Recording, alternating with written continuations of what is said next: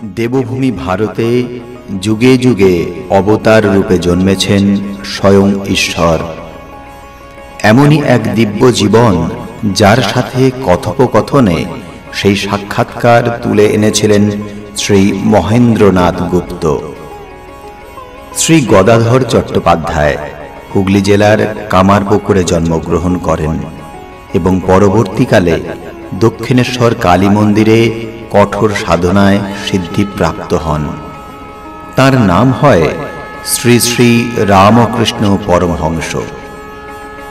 শ্রী শ্রী রামকৃষ্ণ কথামৃত শ্রী রামকৃষ্ণের বাণীর অমৃত। ইহা একটি বাংলা 5 খণ্ডের রচনা, যা মহেন্দ্রনাথ গুপ্তের কথোপকথন। শ্রী শ্রী রামকৃষ্ণ কথামৃত একটি পবিত্র ধর্মগ্রন্থ হিসাবে অনুসারীদের মধ্যে সম্মানিত। আপনারা শুনছেন দেবভূমি ভারত।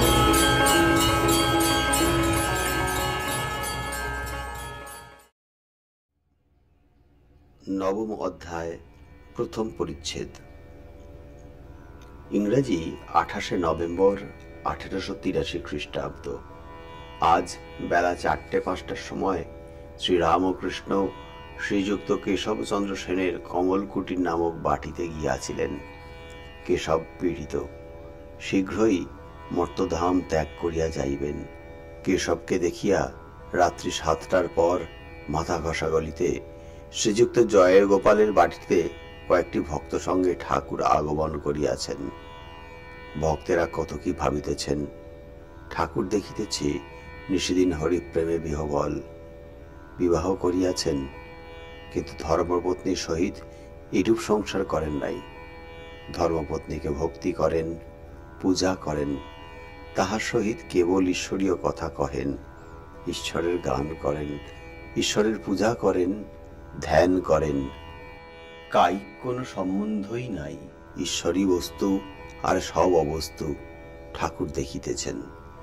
টাকা, ধাতুদ্রব্য, ঘটি বাটি স্পর্শ করিতে পারেন না। স্ত্রীলোককে স্পর্শ করিতে পারেন না। স্পর্শ করিলে শিঙি মাছের কাঁটা ফোটার মতন সেই স্থান ঝনঝন কনকন করে। টাকা সোনা হাতে নিলে হাততেই উড়ে যায়। বিকৃত অবস্থা প্রাপ্ত হয়, নিঃশ্বাস রুদ্ধ হয়, অবশেষে ফেলিয়া দিলে আবার পূর্বের ন্যায় নিঃশ্বাস বহিতে থাকে। ভক্তেরা কত কি ভাবিতেছেন। সংসার কি ত্যাগ করিতে হইবে? পড়াশোনা আর করিবার প্রয়োজন কি? যদি বিবাহ না করি, চাকরি তো করিতে হইবে না। মা বাপকে কি ত্যাগ করিতে হইবে? আর আমি বিবাহ করিয়াছি, সন্তান হইয়াছে, পরিবার প্রতিপালন করিতে হইবে, আমার কি হইবে? আমারও ইচ্ছা করে নিশিদিন হরিপ্রেমে মগ্ন হইয়া থাকি। ঠাকুর শ্রী রামকৃষ্ণকে দেখি আর ভাবি, কি করিতেছি? ইনি রাত দিন তৈল ধরার ন্যায় নিরবচ্ছিন্ন ঈশ্বর চিন্তা করিতেছেন, আর আমি রাত দিন বিষয় চিন্তা করিতে করিতে ছুটিতেছি। একমাত্র ইহারি দর্শন যেন মেঘাচ্ছন্ন আকাশের এক স্থানে একটু জ্যোতি। এখন জীবন সমস্যা কিরূপে পূরণ করিতে হইবে? ইনি তো নিজে করে দেখালেন, তবে এখনো সন্দেহ। ভেঙে বালির বাঁধ, পুরাই মনের স্বাদ। সত্য কি বালির বাঁধ? তবে ছাড়িতে পারিতেছি না কেন? বুঝি শক্তি কম। যদি তার উপর সেরূপ ভালোবাসা আসে, আর হিসেব আসবে না। যদি জোয়ার গাঙে জল ছুটে, কে রোধ করিবে?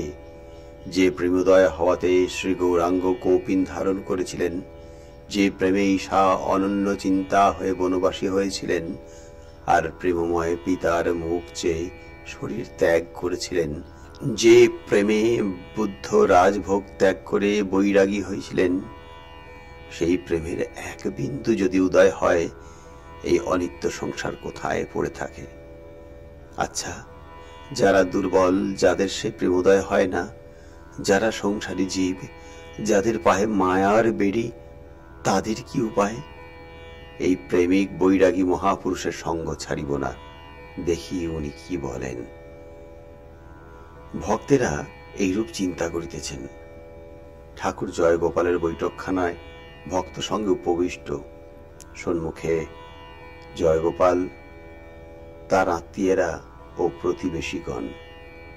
একজন প্রতিবেশী বিচার করিবেন বলিয়া প্রস্তুত ছিলেন। তিনি অগ্রণী হইয়া কথা আরম্ভ করিলেন। জয়গোপালের ভ্রাতা বৈকুণ্ঠও আছেন। বৈকুণ্ঠ বলিলেন, আমরা সংসারী লোক, আমাদের কিছু বলুন। শ্রীরামকৃষ্ণ বলিলেন, তাকে জেনে এক হাত ঈশ্বরের পাদপদ্মে রেখে আর এক হাতে সংসারের কার্য কর। বৈকুণ্ঠ বলিলেন, মহাশয়, সংসার কি মিথ্যা? শ্রীরামকৃষ্ণ বলিলেন, যতক্ষণ তাকে না জানা যায় ততক্ষণ মিথ্যা। তখন তাকে ভুলে মানুষ আমার আমার করে, মায়ায় বদ্ধ হয়ে, কামিনী কাঞ্চনে মুক্ত হয়ে আরো ডোবে। মায়াতে মানুষ এমনই অজ্ঞান হয় যে পালাবার পথ থাকলেও পালাতে পারে না। একটি গান আছে, এমনি মহামায়ার মায়া রেখেছে কি কুহক করে। এমনি মহামায়ার মায়া রেখেছে কি কুহক করে। ব্রহ্মা বিষ্ণু অচৈতন্য, ব্রহ্মা বিষ্ণু অচৈতন্য, জীবে কি জানিতে পারে।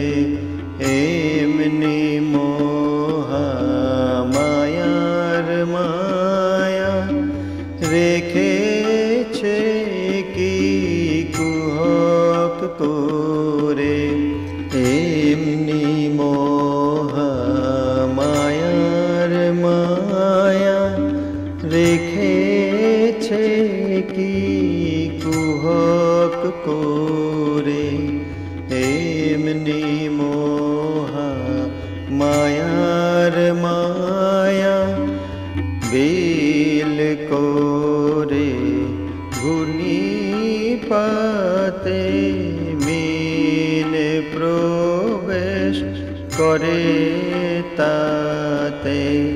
বেল করে ঘূর্ণি পাতে মিন প্রবেশ করে তাতে।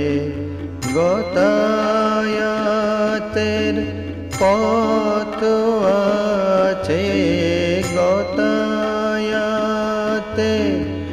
পথ আছে, তবু মিন পালাতে না রে।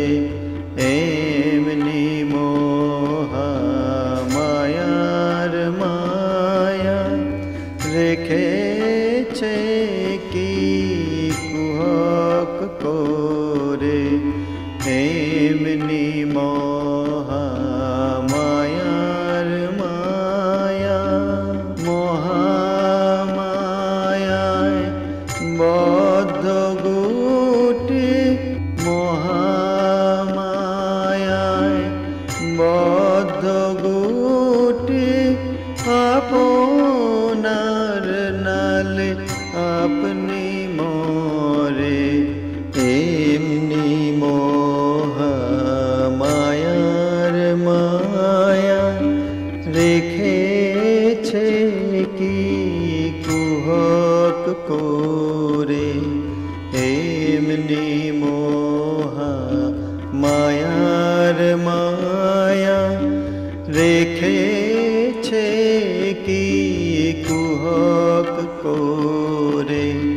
ব্রহ্মা বিষ্ণু অচৈতন্য, ব্রহ্মা বিষ্ণু অচৈতন্য, জীবে কি জানিতে পারে। এমনি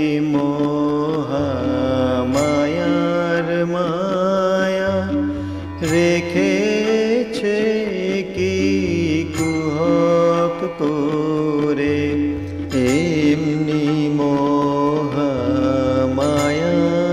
মায়া রেখেছে কি কুহক করে, এমনি মহামায়ার মায়া।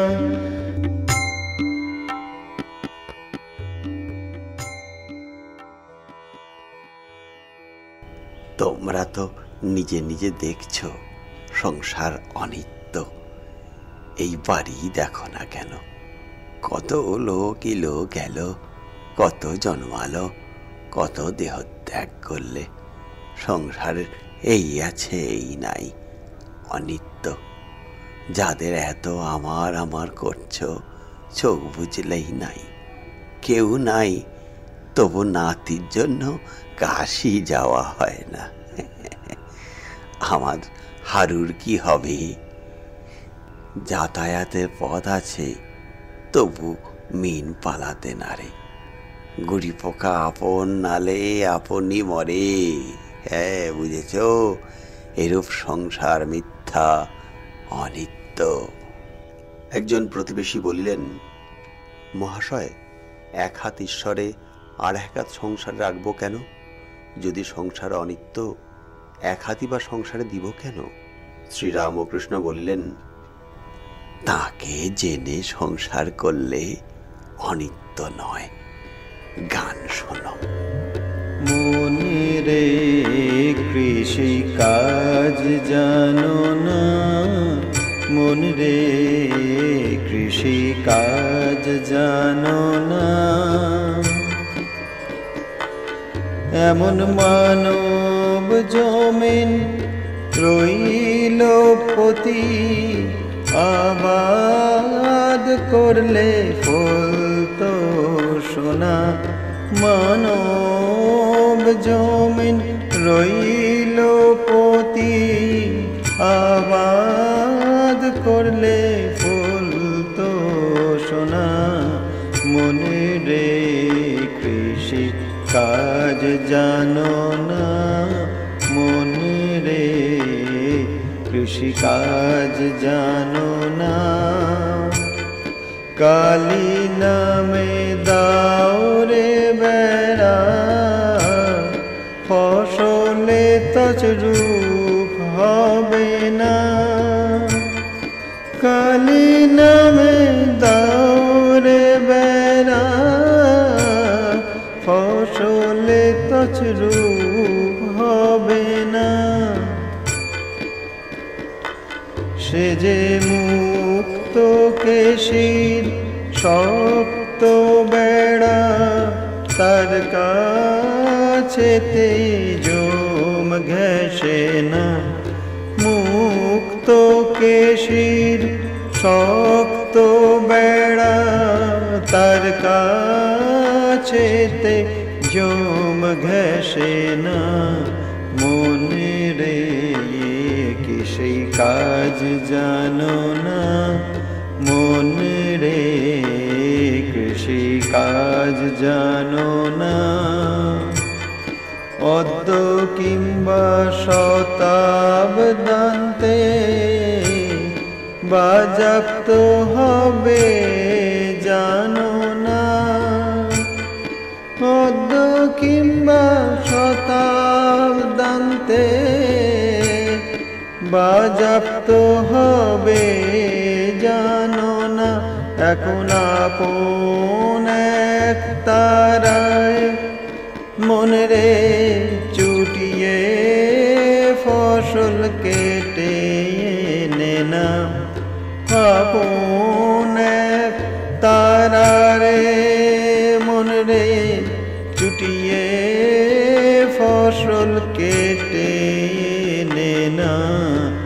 মনে রে কৃষি কাজ জানো না, মনে রে কৃষি কাজ জানো না। গুরু দত্ত বীজ রোপণ করে ভক্তি বাড়ি সেচে দেনা। গুরুদত্ত বীজ রোপণ করে ভক্তি বাড়ি সেচে দেনা, একা যদি না পারিস মন রাম প্রসাদকে সঙ্গে নেনা, যদি না পারিস মন রাম প্রসাদকে সঙ্গে নেনা, মন রে কৃষি কাজ জানো না, মন রে কৃষি কাজ জানো না। মানব জমিন রইল পতি, আবাদ করলে ফল তো সোনা, মানব জমিন রইল পতি, আবাদ করলে ফল তো সোনা, মনে রে কৃষি কাজ জানো না, মন রে কৃষি কাজ জানো না, মন রে কৃষি কাজ জানো না।